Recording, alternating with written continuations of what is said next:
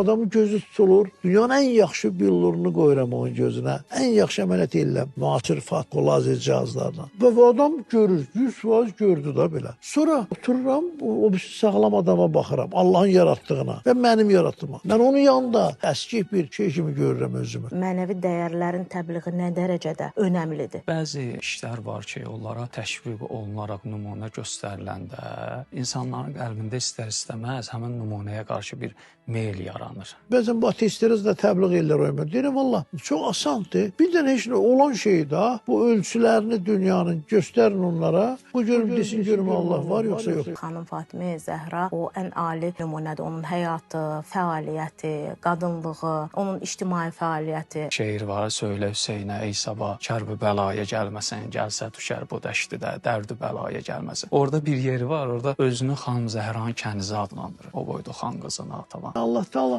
hər yerdədir, hər bir şeyə qadirdir. Əssalam ey hər iki dünyaya zinət Fatimə. Əssalam ey gövhəri dəryayı İsmət Fatimə. Xanım Fatimə Zəhra haqqı və ədaləti müdafiə edirdi eyni zamanda. Bizim anamızın o mübarək nümunəsi ki var, Xanım Zəhra və o cür adamların, onların hərəkətləri müqəddəsdir və təqdir olunandır və əbədidir.